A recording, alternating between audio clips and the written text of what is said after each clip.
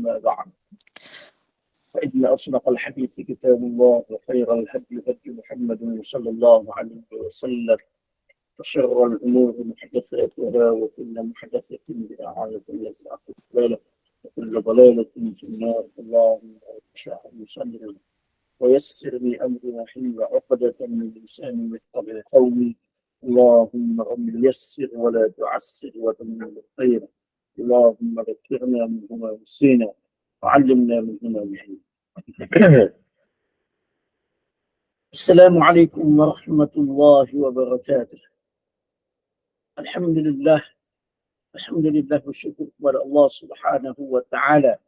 Dan Allah Subhanahu wa taala masih lagi memberi kesempatan kepada kita untuk dapat sama-sama kita bersua pada pagi ini di dalam majlis ilmu, pengsian berkenaan dengan tauhid, berkenaan dengan akidah. Dan terima kasih kepada pihak SPAQ yang masih meneruskan kuliah kita pada pagi ini. Jadi insya-Allah pada pagi ini kita akan sambung perbincangan seterusnya berkenaan dengan takdir, masih lagi berkenaan dengan takdir, dan ia berkaitan dengan hubungan takdir ataupun qada dengan iradah, iaitu kehendak Allah Subhanahu wa taala.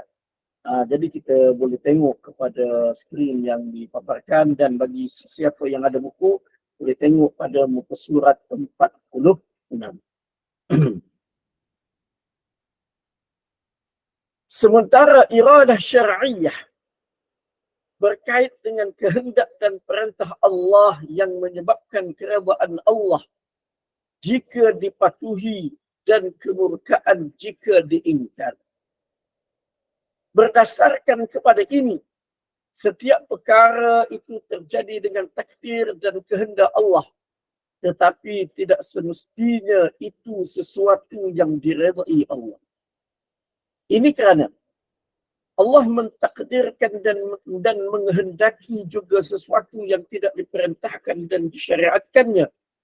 Firman Allah, yuridullahu liyubayyina lakum wa yahdiyakum sunanal ladzina min qablikum wa yatuba alaikum wallahu alimun hakim. Allah menghendaki dengan apa yang telah diharamkan dan dihalalkan dari kaum perempuan itu ialah untuk menerangkan syariatnya dan untuk menunjukkan kepada kamu jalan-jalan aturan orang-orang yang dahulu daripada kamu, nabi-nabi dan juga orang-orang yang soleh, supaya kamu mengikutinya, dan juga untuk menerima taubat kamu. Dan ingatlah, Allah Maha mengetahui lagi Maha bijaksana. Dan firman-Nya, wallahu yuridu an yatuba alaikum wa yuridu alladhina yattabi'una asy-syahawati an tamilu mailan 'azima. Dan Allah hendak membersihkan kamu dari dosa dengan menerima taubat kamu, sedang orang-orang yang fasik yang menurut keinginan hawa nafsu yang diharamkan oleh Allah itu hendak mendorong kamu supaya kamu menyeleweng dari kebenaran dengan penyelewengan yang besar bahayanya. Surah An-Nisa ayat 20.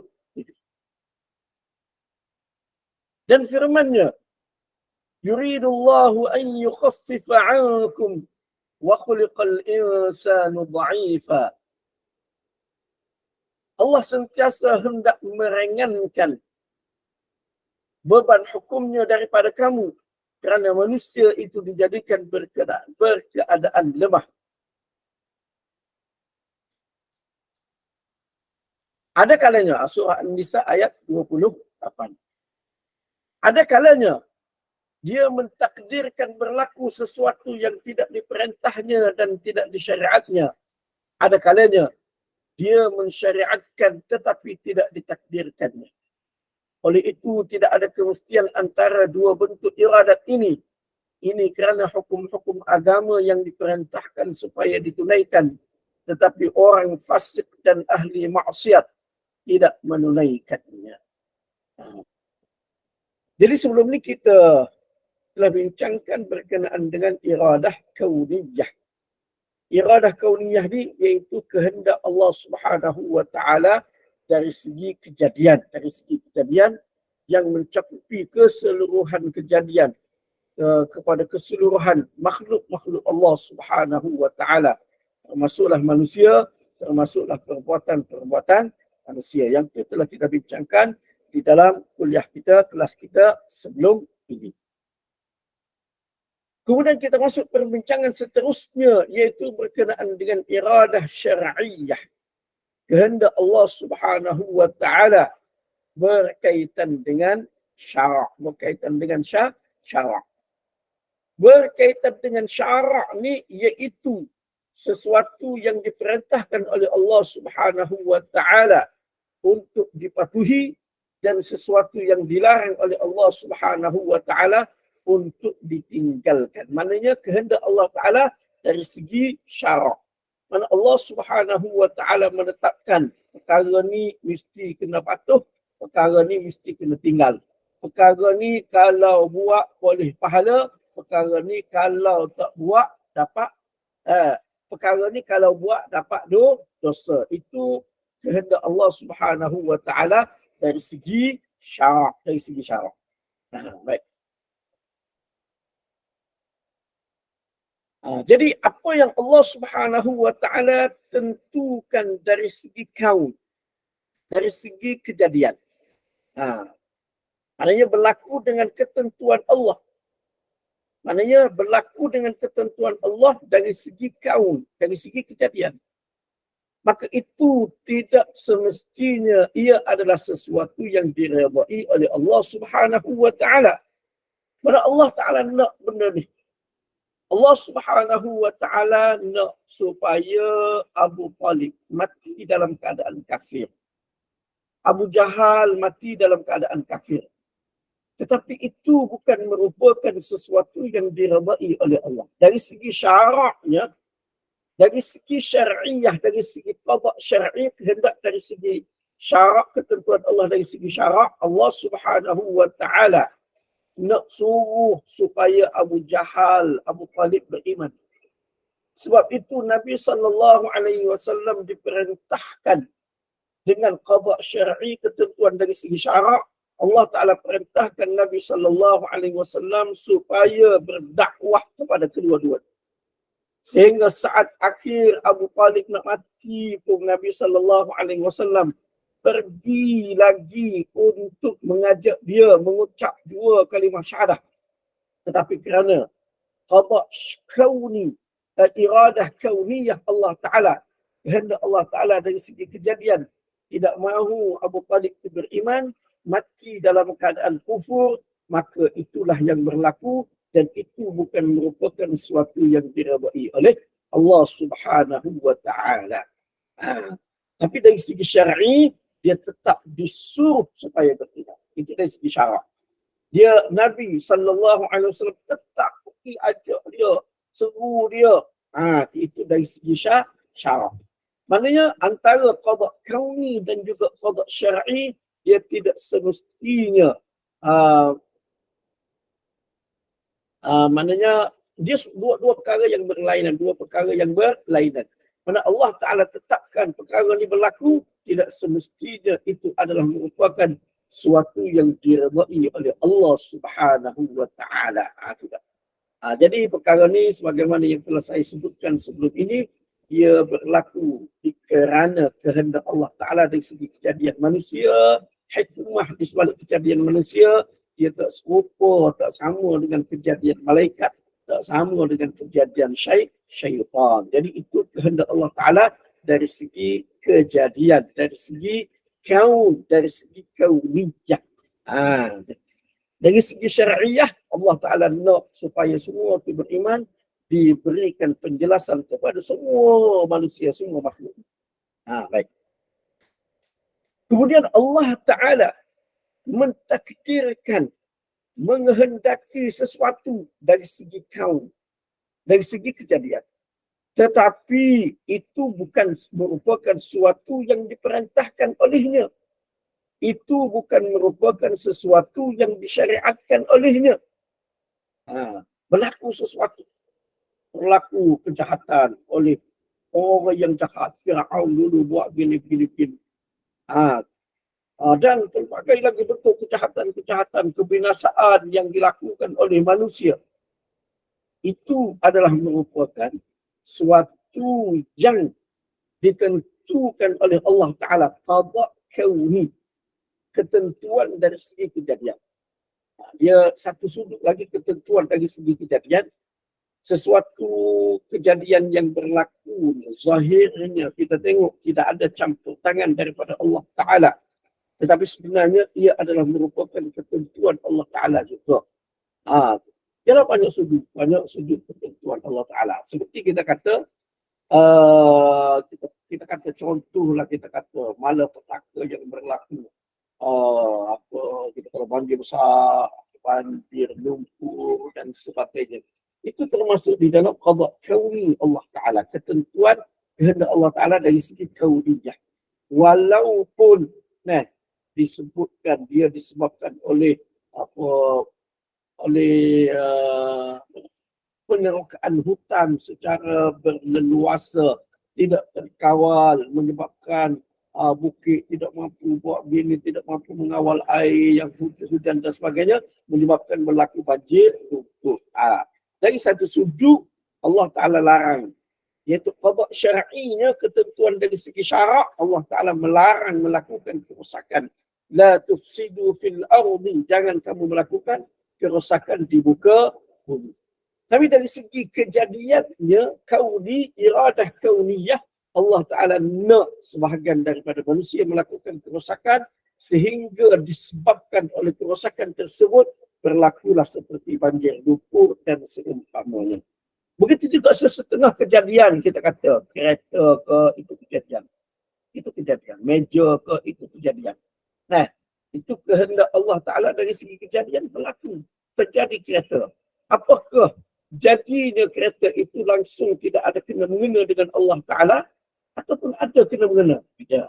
Ada kena-mengena dari segi ketentuan qada kauni, iradah kauniyah.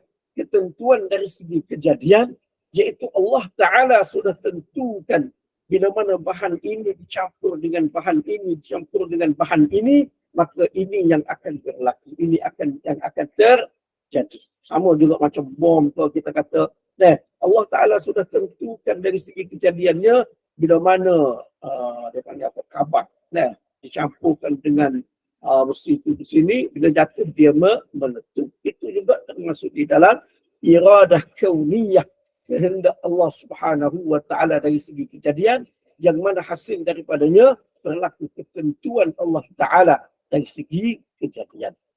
Dari segi syariat, dari segi syar'i, Allah melarang daripada melakukan kerosakan di muka bumi. Allah Ta'ala larang. Berlaku pengebuman, berlaku peperangan dan sebagainya. Itu merupakan ketentuan Allah Ta'ala dari segi kauni, dari segi kejadian. Tetapi Allah Ta'ala tidak meredai perbuatan melakukan kerosakan tersebut.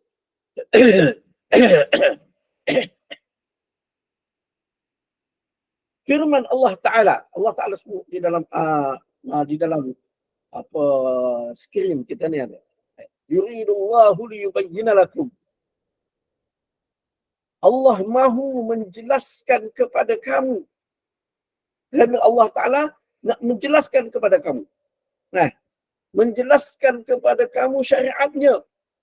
Dan menunjukkan kepada kamu jalan-jalan, aturan-aturan orang dahulu sebelum daripada Nabi-Nabi ini. Sebelum daripada Nabi SAW. Dan Allah Ta'ala nak menerima taubat kamu.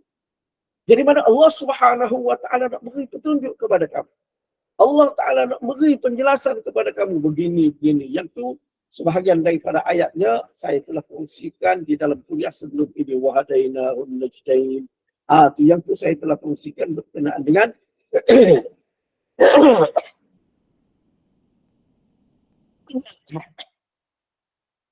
berkenaan dengan manusia. Kita semua diberikan pilihan oleh Allah Subhanahu wa Ta'ala. Diberikan petunjuk oleh Allah Ta'ala. Allah Ta'ala beri fikiran kepada kita. Allah Ta'ala mana beri kemampuan untuk berfikir. Allah Ta'ala beri petunjuk kepada kita. Allah Ta'ala beri, hantarkan Nabi-Nabi alaihi wassalatu wassalam kepada kita. Allah Ta'ala turunkan kitab-kitab sebagai panduan di dalam kehidupan kita. Yang mana di dalam semua itu, dalam kitab Rasul-Rasul datang untuk menjelaskan iradah syar'iyah Allah Ta'ala. Kehendak Allah Ta'ala dari segi syarak, ketentuan Allah Subhanahu wa Ta'ala dari segi syarak. Allah Ta'ala tidak jelaskan kepada kita dari segi kejadian. Iradah syar'iyah dia tak jelaskan. Kita tak tahu. Kita tak tahu dari segi kejadiannya kita ni berakhir macam mana. Cuma kita berdoa kepada Allah Ta'ala supaya Allah Ta'ala sudahkan kita dengan husnul khatimah. Jangan matikan kita dengan su'ul khatimah. Keburukan kesudahan yang buruk. Jangan. Nah, Allah Ta'ala, Nabi SAW ajar kepada kita pelbagai doa supaya Allah Ta'ala tetapkan kita di atas kebenaran, matikan kita di atas kebenaran. Kesudahan kita tak tahu. Itu qada' kauni. Qada' kauni Allah Ta'ala tidak jelaskan melalui Rasul-Rasul dan sebagainya. Tetapi qada' syar'i Allah Ta'ala jelaskan melalui Rasul, melalui kitab dan sebagainya. Allah Ta'ala jelaskan kepada kita. Allah Ta'ala jelaskan ini jalan untuk kamu ke syurga. Ini jalan untuk kamu ke neraka. Ini di dalam Al-Quran dijelaskan tentang nasib orang yang mengikut Nabi-Nabi alaihi wassalatu wassalam mendapat kejayaan, mendapat kemenangan di dunia dan kejayaan seterusnya di akhirat. Allah Subhanahu wa Ta'ala jelaskan di dalam Al-Quran nasib orang-orang yang derhaka kepada Allah. Orang-orang yang derhaka kepada Nabi-Nabi alaihi wassalatu wassalam. Macam mana nasib mereka? Macam mana nasib Fir'aun? Macam mana nasib Haman? Macam mana nasib Qarun dan sebagainya. Allah Ta'ala jelaskan di dalam Al-Quran. Itu Allah Ta'ala jelaskan semua itu sebagai penjelasan. Dari segi syaraknya, engkar kepada Nabi, tolak Nabi, maka balasannya adalah balasan yang buruk. Itu dari segi syarak. Dari segi syarak. Ketentuan seseorang itu mati baik, mati buruk. Fir'aun mati buruk, mati dalam keadaan tidak beriman. Allah Ta'ala tak cerita kepada Nabi Musa alaihissalam. Allah Ta'ala suruh Nabi Musa berdakwah. Kesudahan Fir'aun tak tahu. Tak tahu. Nabi SAW tak tahu kesudahan Najasyi macam mana. Tak tahu. Dari segi kauni, dari segi kehendak Allah Ta'ala, dari segi kejadian. Tetapi Nabi SAW suruh, maknanya orang-orang Islam berhijrah ke tempat mereka, ke negara Najasyi. Cerita berkenaan dengan ajaran yang dibawa oleh Nabi SAW dari segi syarak. Kesudahannya, bila mana dia meninggal, Jibril alaihi salam mari bagi tahu Nabi SAW dia mati dalam keadaan beriman. Lalu Nabi SAW mengadakan sembahyang jenazah gaib kepada beliau. Maknanya baru Nabi tahu, rupa-rupanya kesudahan dia adalah kesudahan yang baik. Maknanya dari segi qada' kauni, iradah kauniyah Allah Ta'ala tak cerita kepada Nabi SAW. Cuma setelah benda itu berlaku, ada yang diceritakan kepada baginda, ada yang tidak diceritakan kepada baginda. Baik. Jadi mana dari segi syarak Allah Ta'ala jelaskan. Allah Ta'ala cerita petunjuk-petunjuk dia. Begini. Contoh orang-orang dulu begini. Diceritakan oleh Allah Subhanahu wa Ta'ala untuk diikuti yang baik dan untuk ditinggalkan yang buruk. Kemudian di dalam ayat seterusnya Allah Ta'ala nak bersihkan kamu, nak supaya kamu bertaubat. Allah Ta'ala sedia menerima taubat kamu untuk qada' syar'i. Ketentuan dari segi syarak. Allah Ta'ala cerita perintah supaya bertaubat. Ayat-ayat perintah supaya bertaubat begitu banyak sekali di dalam Al-Quran. Begitu banyak sekali di dalam hadis-hadis Nabi SAW. Sebab apa? Sebab Allah Ta'ala nak terima taubat kamu. Lalu Allah Ta'ala perintah dari segi syaraknya, Allah Ta'ala suruh kamu bertaubat. Orang kafir pula, orang-orang yang jahat pula nak supaya kamu menyimpang, menyeleweng daripada landasan kebenaran. menyeleweng kepada penyelewengan yang bahaya dia tu sangat-sangat besar. Mana dari segi qada syar'i, Allah Ta'ala tunjukkan kepada kamu, jelaskan kepada kamu jalan-jalan yang mesti kamu kena lalui, umpamanya kamu kena sentiasa bertaubat kepada Allah Subhanahu wa Ta'ala. Allah Ta'ala nak meringankan hukumnya daripada kamu. Allah Ta'ala cerita hukum ini kena buat, ini kena tinggal. Sebab apa? Sebab Allah Ta'ala nak meringankan hukum, beban hukumnya daripada kamu. Supaya kamu tidak akan menerima azab daripada Allah Subhanahu wa Ta'ala. Tetapi manusia ni dari sudut kauni, dari segi kejadian, manusia ni adalah golongan yang lemah, golongan yang lemah. Jadi ramai di kalangan manusia ni, walaupun telah dijelaskan syar'iyah, ketentuan dari segi syarak oleh Allah Subhanahu wa Ta'ala, mereka tetap lemah untuk mengikuti, menepati apa syariat yang telah ditetapkan oleh Allah Subhanahu wa Ta'ala. Jadi mana iradah syar'iyah ni, iaitu sesuatu kehendak Allah Ta'ala, kehendak Allah Ta'ala yang mengandungi kasih sayang Allah Ta'ala, mengandungi redha Allah Subhanahu wa Ta'ala, mengandungi juga kemurkaan Allah Ta'ala. Bila mana seseorang tidak menepati ketentuan dari segi syarak yang ditetapkan oleh Allah Subhanahu wa Ta'ala. Kemudian terdapat lagi dari segi syaraknya beberapa ayat yang lain yang Allah Subhanahu wa Ta'ala jelaskan. Umpamanya di dalam surah Al-Baqarah,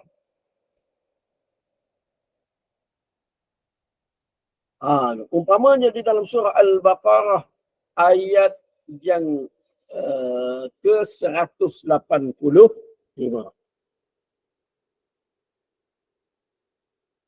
Allah Subhanahu wa Ta'ala berfirman, yuridullahu bikumul yusra wala yuridu bikumul usra. Allah Ta'ala berkehendak untuk memudahkan kamu, dan Allah Ta'ala tidak berkehendak untuk menyusahkan kamu. Mana dari segi qada syar'iyah, iradah syar'iyah Allah Ta'ala, kehendak Allah Ta'ala dari segi syaraknya, Allah Ta'ala nak memberikan kemudahan kepada kamu. Di mana ketentuan dari segi syarak bukan untuk menyusahkan manusia, bukan untuk membebankan manusia, bukan. Ketentuan supaya sembahyang, ketentuan supaya puasa, ketentuan supaya meninggalkan arak, ketentuan supaya meninggalkan zina dan sebagainya. Itu adalah untuk memudahkan kamu, untuk kebaikan kepada kamu. Dan Allah Ta'ala tidak berkehendak dari segi syaraknya kesusahan kepada kamu. Mana tidak ada ketentuan dari segi syarak, kehendak Allah Ta'ala dari segi syarak yang akan menyusahkan manusia, yang akan menyusahkan kita. Sebagaimana di dalam surah Al-Ma'idah ayat yang ke-6.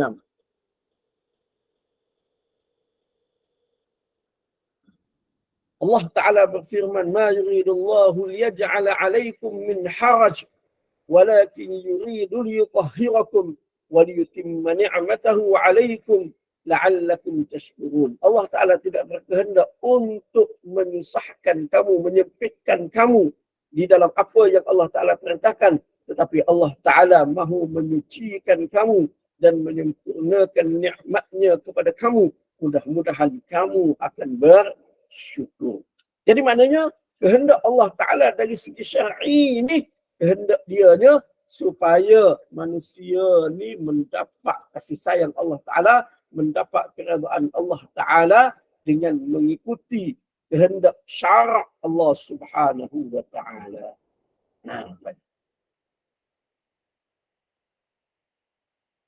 Ada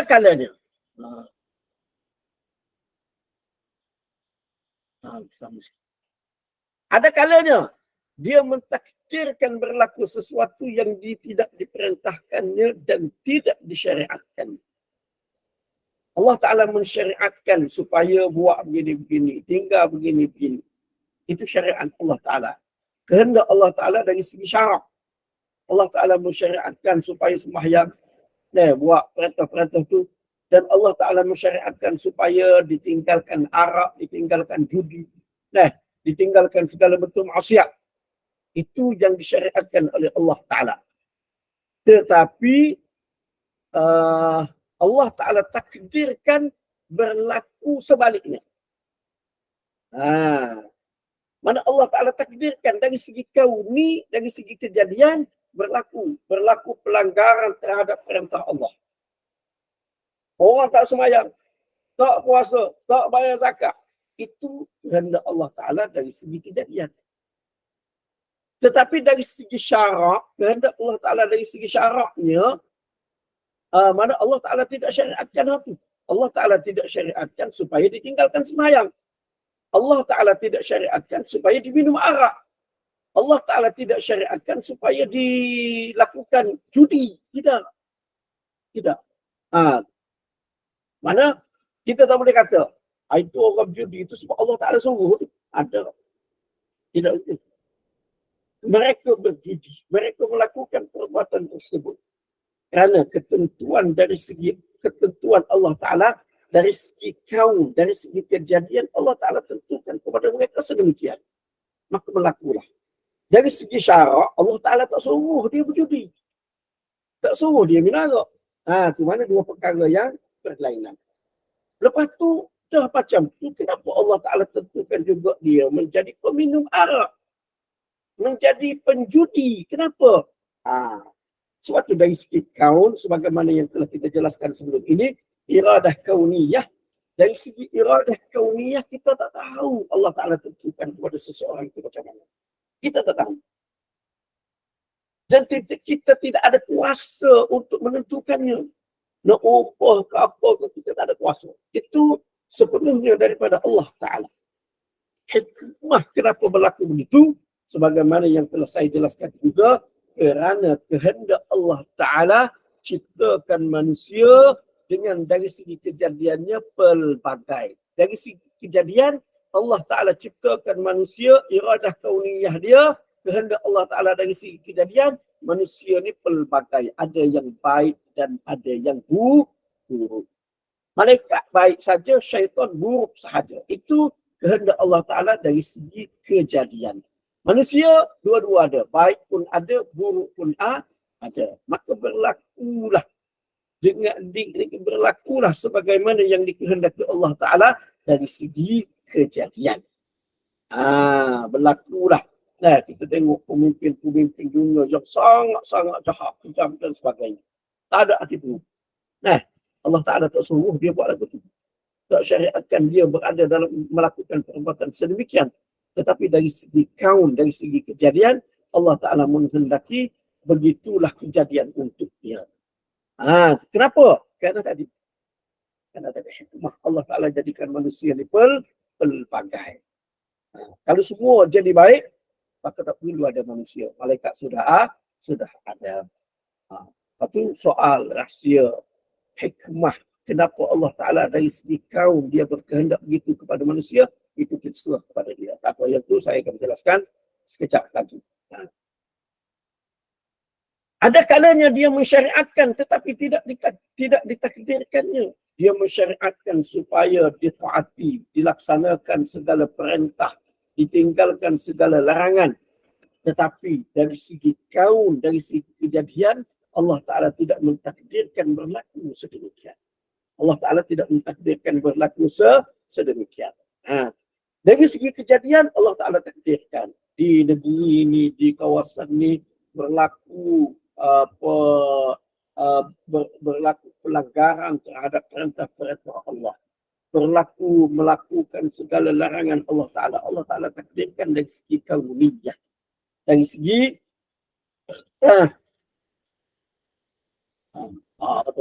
ini maknanya Allah Ta'ala syariatkan sesuatu. Allah Ta'ala syariatkan supaya dilaksanakan sembahyang. Tetapi dari segi ketentuan kauniyah dia, ketentuan dia dari segi kejadian, tidak berlaku perkara tersebut di tempat tersebut. Di mana? Sebab apa? Sebab tidak ditakdirkan dari segi kaun berlaku perkara tersebut di situ.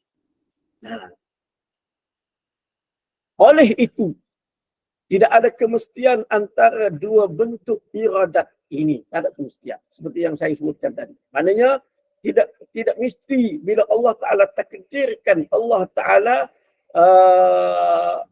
maknanya dari segi syar'iyah Allah Ta'ala perintahkan supaya dilaksanakan sembahyang, dilakukan pelbagai ketaatan. Nah, itu kehendak Allah Ta'ala dari segi syarak, dari segi syarak. Tetapi kerana kehendak Allah Ta'ala dari segi kauniyah, dari segi kejadian, di situ tidak berlaku sedemikian, maka tak berlaku. Walaupun Allah Ta'ala menghendaki supaya berlaku. Suruh supaya berlaku, suruh supaya buat. Suruh buat. Maknanya suruh umat, suruh masyarakat tempat tu buat. Dia contohlah seperti kita kata.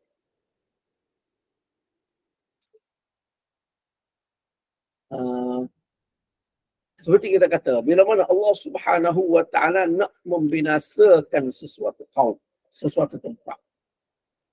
Nak binasakan sesuatu tempat. Maka Allah Ta'ala akan berikan kemewahan kepada penduduk tempat itu dari segi kejadian. Dari segi kejadian, Allah Ta'ala beri kemewahan kepada mereka. Nah, wa idza aradna an nuhlika qaryatan amarna mutrafiha fafasaqu fiha fahaqqa 'alaiha al-qaul fadammarnaha tadmira. Bila mana kami kehendaki untuk membinasakan sesuatu negeri, sesuatu negara, kami perintahkan supaya mereka bermewah-mewah. Kami berikan kemewahan kepada mereka dari segi kejadian. Lalu mereka melakukan kefasikan. Itu kehendak dari segi kejadian. Allah Ta'ala suruh ke mereka melakukan kefasikan? Tidak. Tidak. Allah Ta'ala melarang daripada melakukan kefasikan. Termasuk suruh tu dah nak sangat buat. Nak sangat buat. Nah, hakikat sebenar dari segi syaraknya Allah Ta'ala larang mereka melakukan kefasikan. Tapi dari segi kaun, kehendak Allah Ta'ala, dari segi kejadian, Allah Ta'ala nak hancurkan negara tu, Allah Ta'ala tentukan dari segi kejadian mereka melakukan kefasikan. Lalu berlakulah ketetapan fahqa 'alaiha al-qaul, berlakulah ketetapan kepada mereka, kepada negeri tersebut, maka kami binasakan mereka dengan sebinasa-binasanya. Jadi mana? Tak sama. Tak sama. Iradah kauniyah, kehendak dari segi kejadian, Allah Ta'ala nak membinasakan tempat itu. Bila nak membinasakan tempat itu, maka Allah Ta'ala berkehendak supaya mereka melakukan kefasikan.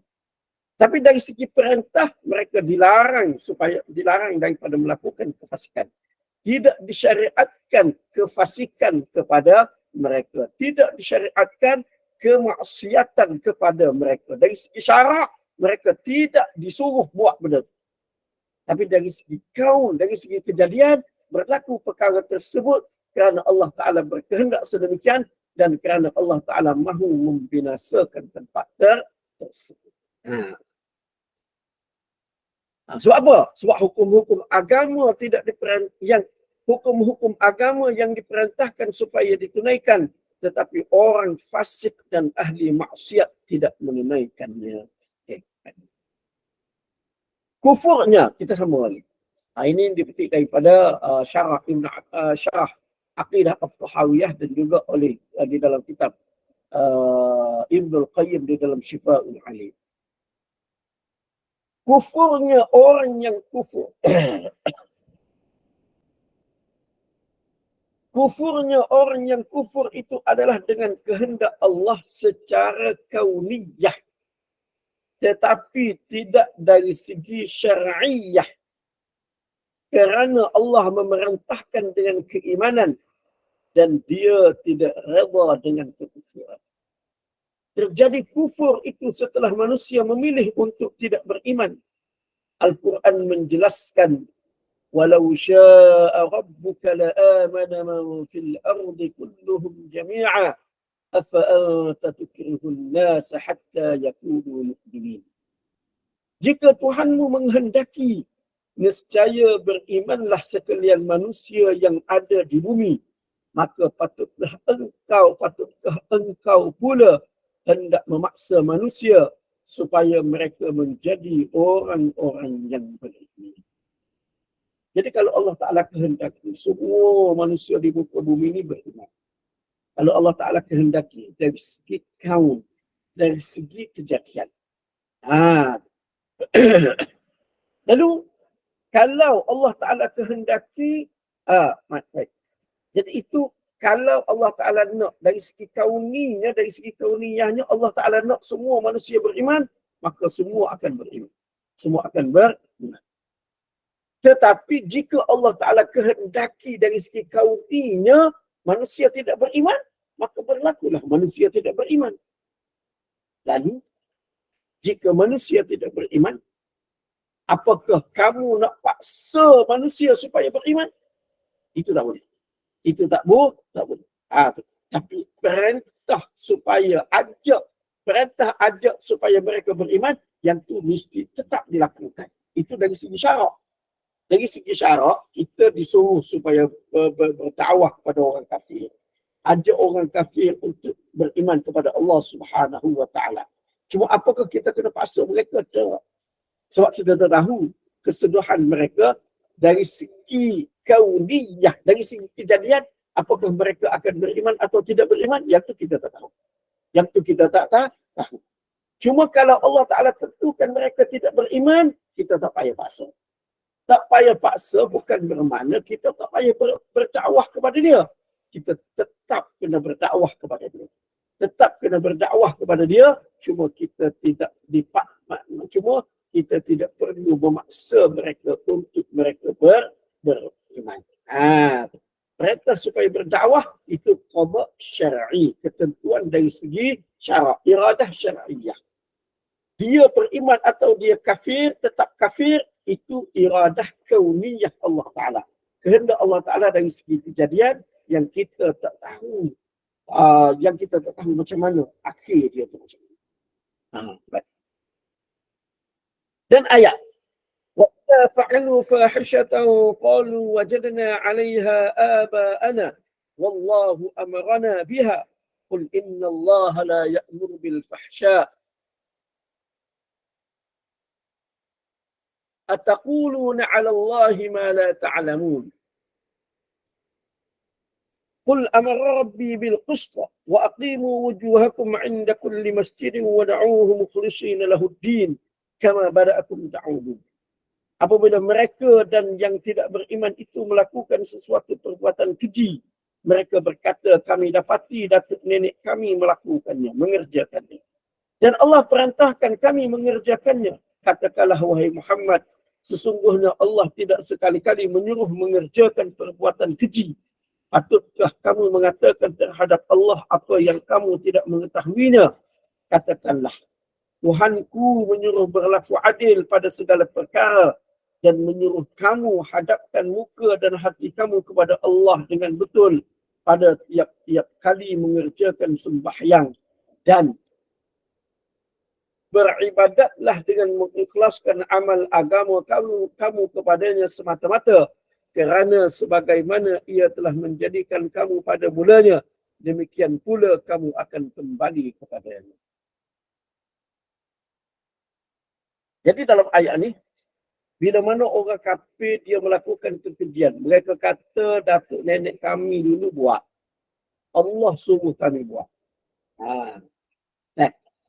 Jadi datuk nenek mereka dulu buat, melakukan kekejian, itu ketentuan Allah Ta'ala dari segi kauniyah, dari segi kejadian. Allah Ta'ala tentukan datuk nenek dia tu kafir, melakukan perkara-perkara yang keji. Tapi Allah Ta'ala cuma hak salah sininya, mereka kata Allah Ta'ala suruh kami buat lagu itu. Itu tak betul. Hakikat sebenarnya Allah Ta'ala tidak suruh melakukan kekejian.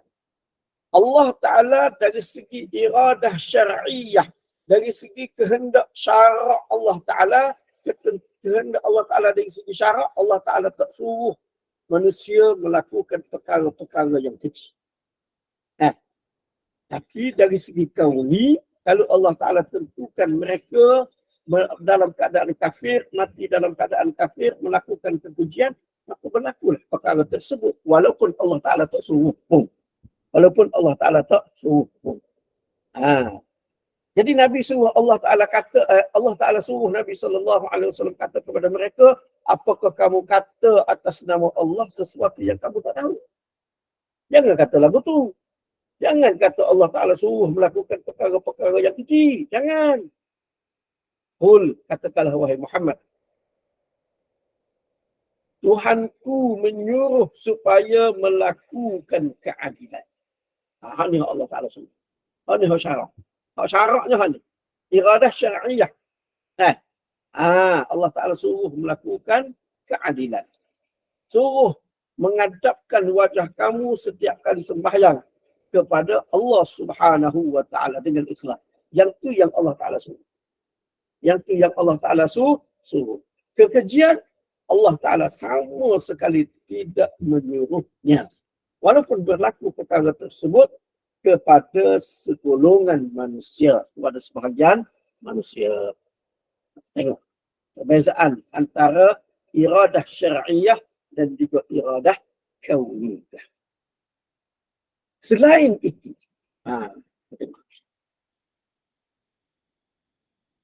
itu, perbezaan kedua-dua jenis iradah ini boleh dilihat, iaitu manusia mengetahui apakah iradah syar'iyah ke atas dirinya melalui agama. Tetapi dia tidak mengetahui apakah iradah kauniyah ke atas dirinya kecuali apa yang telah terjadi kepadanya. Contohnya, jika dia seorang lelaki berbangsa Melayu yang dilahirkan pada 2 Mac tahun 2020, maka itu adalah kehendak Allah bahawa dia lahir di zaman itu dengan jantina tersebut. Dalam pada itu, manusia wajib beriman bahawa Allah memberikan kepada manusia ikhtiar dan keupayaan untuk melakukan apa yang dipilihnya. Sebelum dari hari kelahirannya, kedua-dua ibu bapanya tidak mengetahui apa yang Allah kehendaki pada anaknya itu, seperti jantina, warna kulit, masa dia dilahirkan dan sebagainya. Adapun iradah syar'iyah, Allah telah memberitahu kepada manusia melalui kitab dan rasulnya. Jadi kita tengok perbezaan antara kedua-dua jenis iradah ni. Dari segi iradah syar'iyah, kita tahu. Kita tahu Allah Ta'ala suruh buat benda ni. Kita tahu. Iradah syar'iyah. Kita tahu Allah Ta'ala perintahkan kepada kita supaya pergi buat haji. Kita tahu. Kita tahu Allah Subhanahu wa Ta'ala larang kita dari melakukan perbuatan-perbuatan keji. Larang daripada mengumpat dan sebagainya. Kita tahu.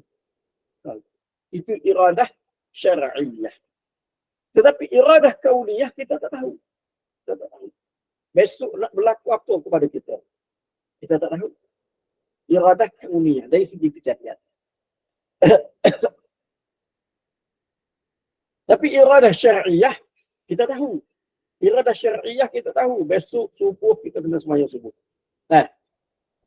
Lepas pada tu kita kena laksanakan tanggungjawab yang kita pikul. Tanggungjawab sebagai bapa, tanggungjawab sebagai isteri, suami dan sebagainya. Kita tahu. Itu lah. Isteri pun begitu juga tahu. Itu iradah syar'iyah. Kita tahu iradah syar'iyah, kita tahu. Iradah kauniyah, kita tak tahu apa yang akan berlaku besok. Contoh yang ditunjukkan di sini iaitu tentang seseorang yang dilahirkan. Kita sebelum kita dilahirkan sebagai seorang lelaki, mak ayah kita pun tak tahu. Nak dapat anak akan datang ni anak lelaki ke anak perempuan, tak tahu. Dan mak ayah kita tidak berkuasa untuk menentukannya. Allah Ta'ala tidak perintah supaya pilih nak anak lelaki ke nak anak perempuan. Tak perintah supaya pilih. Tidak ada dari segi syaraknya kita diperintahkan supaya menentukan anak yang bakal kita dapat lelaki ke perempuan. Tidak. Yang tu Allah Ta'ala. Sebagaimana Allah Ta'ala sebut di dalam surah Asy-Syura ayat 49-50.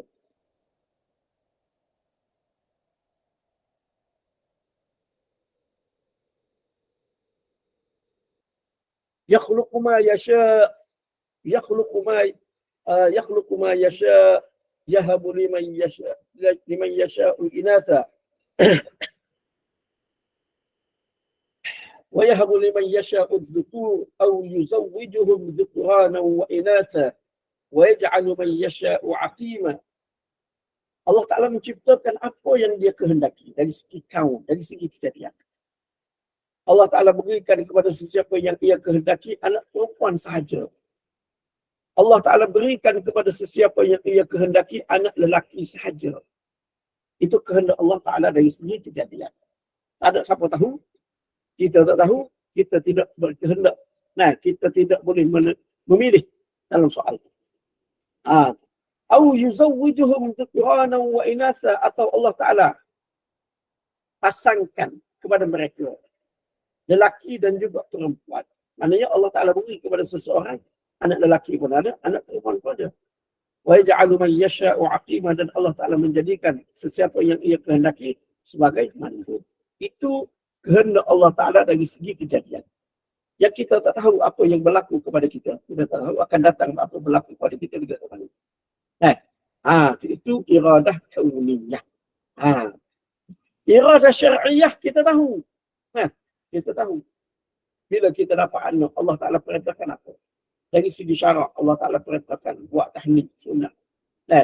Cukur rambut anak, timbang dan sedekahkan nilai emas dengan berat timbangan rambut. Itu perintah. Syarak itu syar'iyah. Itu kita tahu. Kita tahu aku dapat anak ni macam mana kena buat. Kehendak agamanya macam mana? Kehendak agamanya suruh buat gini. Dan yang tu Allah Ta'ala bagi pilihan. Sama ada kita nak buat atau kita tak nak buat. Ada pilihan. Walaupun kalau Allah Ta'ala tentukan dari segi kejadian, yang kita tak tahu akan berlaku. Sedemikian dah. Yang tu kita tak tahu. Yang tu kita tak tahu dari segi kejadian. Hak kita tahunya dari segi syarak. Jadi fokus dari segi syarak. Fokus dari segi syar'iyah. Itu yang Allah Ta'ala bagi tahu. Jadi kita tak payah fikir, kita tak payah sibuk dengan sesuatu yang Allah Ta'ala tak beritahu kita. Yang tu kita tak ngurusin. Yang tu makna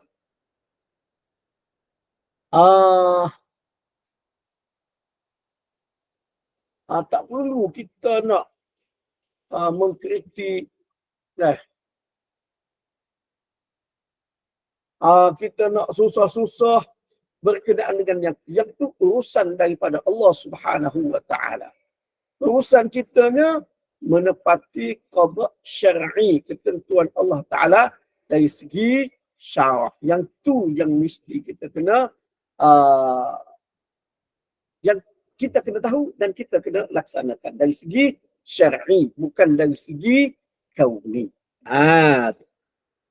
Dari segi kauni serahkan sepenuhnya kepada Allah Subhanahu wa Ta'ala. Dari segi kauni, iradah kauniyah, kehendak Allah Ta'ala dari segi kejadian, yang tu ada hikmah yang Allah Ta'ala kehendaki, dan itu kita serahkan sepenuhnya kepada Allah Subhanahu wa Ta'ala. Sebagaimana di dalam Al-Quran, Allah Subhanahu wa Ta'ala berfirman, "La yus'alu amma yaf'alu wa hum yus'alun." Dan Allah tidak boleh ditanya tentang apa yang dia lakukan, sedang mereka lah yang akan ditanya. Allah Ta'ala ni kita tak boleh tanya. Soalkan apa yang Allah Subhanahu wa Ta'ala laksanakan, itu kita tidak boleh persoalkan. Terima sahaja apa yang telah ditentukan oleh dia dari segi kejadian. Dan kita yang akan disoal. Kita akan disoal berdasarkan kepada qada syar'iyah. Ketentuan Allah Subhanahu wa Ta'ala dari segi syarak. Maknanya dari segi syarak Allah Ta'ala tentukan begini. Yang ni kena buat, yang ni kena tinggal. Yang tu kita tahu berdasarkan kepada kitab-kitab, berdasarkan kepada ajaran yang dibawa oleh Rasul daripada Allah Subhanahu wa Ta'ala. Yang tu kita tahu, yang tu kita kena ikut bagaimana yang disyariatkan, dan kita akan disoal bila mana kita tidak mengikuti sebagaimana yang telah disyariatkan. Jadi mana di sini seperti yang kita dah sebelum ni. Di sini maknanya ada dua ketentuan itu, iradah kauniyah dengan qada kauni daripada Allah Subhanahu wa taala, dan ada iradah syar'iyah, ketentuan dari segi syarak dengan kehendak Allah taala dari segi syarak, dengan ketentuan Allah taala dari segi syarak tu ada dua. Kauni kita tak tahu. Maknanya kehendak Allah taala dari segi kejadian kita tak tahu, khususnya untuk kita apa nak jadi selepas daripada ni kita tak tahu. Qada syar'i kita tahu. Kita tahu nak dapat syurga lagu ni kita buat, nak dapat neraka begini kita buat. Nah, kita tahu. Jadi kita ikut qada syar'i. Qada syar'i itulah yang kita kena sibukkan diri kita dengannya. Qada kauni kita tak perlu sibukkan diri kita dengannya, serahkan kepada Allah Subhanahu wa taala. Jadi sebagaimana dulu dalam kuliah yang lepas saya telah kongsikan satu syair yang dikemukakan oleh ulama kita, peringatan berkenaan dengan takdir ni, dan suka untuk saya kongsikan lagi pada hari ini. Mungkin ada yang tidak ada di dalam kuliah kita sebelum ini. Iaitu kata dia, tabaraka man ajral umura bihukmihi kama sya'ala zulman arada wala hukma. Fama laka syai'un ghairu Allah ghairu ma fama laka syai'un ghairu ma sya' fama laka syai'un ghairu ma Allah sya'ahu fa in syi'ta nafsan wa in syi'ta muttazma. Maha suci Allah telah melaksanakan segala perkara dengan keputusannya, dengan kebijaksanaannya sebagaimana yang ia kehendaki, bukan hendak berlaku zalim dan menganiayai. Tidak ada sesuatu yang engkau miliki selain daripada apa yang dikehendaki oleh Allah. Jika engkau mahu, tenangkanlah hatimu, dan jika engkau mahu, matilah dalam keadaan menahan kemarahan. Yang di mana ketentuan Allah Ta'ala dari segi kaun, dari segi kejadian, Allah Ta'ala telah tentukan dengan penuh kebijaksanaan dia, dengan penuh keadilan daripada dia. Jadi hak mana dia kehendaki dari segi kejadian, itulah yang akan berlaku, itulah yang akan berlaku.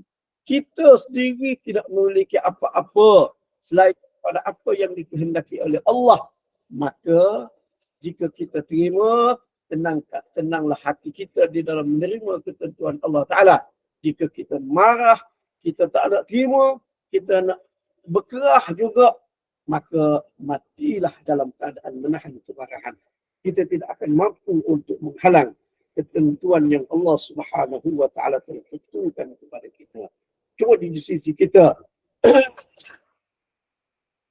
sebagaimana yang dipelajari di dalam akidah Ahlus Sunnah wal Jamaah, Allah Ta'ala menentukan kebaikan kepada seseorang dengan rahmat daripada dia, dan keburukan kepada seseorang dengan keadilan daripadanya. Allah Ta'ala sama sekali tidak berlaku zalim kepada hamba-hamba ini. Jadi itulah sebagai tambahan kepada perbahasan kita sebelum ini berkenaan dengan iradah kauniyah dan juga iradah syar'iyah. Jadi saya rasa saya tangguh dulu untuk pagi ini. Cuma kalau ada apa-apa soalan, mungkin kita boleh dikemukakan persoalan pada saya. Wallahu a'lam.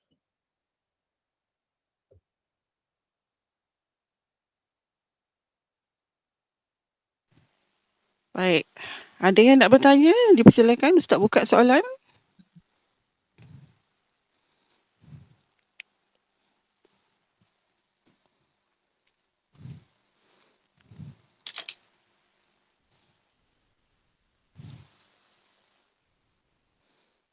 Semua dah jelas Ustaz ya? Semua dah jelas sebab diam je, tak ada soalan langsung ni. Tak ada soalan. So Ustaz, kita minggu depan kita akan masuk bab baru ya ke? InsyaAllah. Kan kesempurnaan ilmu Allah kan Ustaz? InsyaAllah. Okey, baik. Sebelum kita tutup bab ni, jika ada sebarang kemusykilan ke apa, bolehlah dikemukakan sekarang. Kalau untuk akan datang pun boleh tanya tentang persoalan ni kalau ada mana-mana okey. yang tak belah ke, Mm-mm. keliru ke, tak apa, insyaAllah.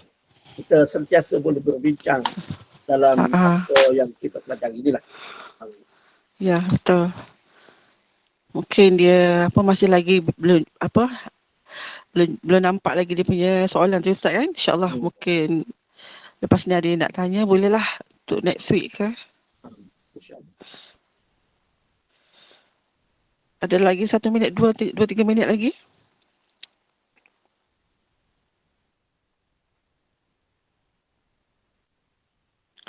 Nampaknya setakat itu saja Ustaz. Alhamdulillah. Jazakallahu khairan kepada Ustaz. Amat nasib atas kesediaan berkongsi ilmu ini dan semoga diberikan kefahaman buat kita semua. Dan selepas ni jangan lupa ada lagi kelas kuliah duha seterusnya bagi membincangkan soal dosa-dosa besar. Dan Ustaz kita tangguhkan dulu Ustaz ya dengan tasbih kafarah dan solat al-asr. Silakan Ustaz. Jadi mudah-mudahan perkongsian yang dapat saya kongsikan pada pagi ini mendatangkan manfaat kepada kita semua, dan saya sudahi majlis ini dengan tasbih kafarah dan surah al-asr. Subhanakallahumma wa bihamdika asyhadu an la ilaha illa anta astaghfiruka wa atubu ilaik. Bismillahirrahmanirrahim. Wal 'asr innal insana lafi khusr illa alladhina amanu wa 'amilus salihati wa tawashaw bil haqqi wa tawashaw bis sabr. Assalamualaikum warahmatullahi wabarakatuh. Waalaikumsalam.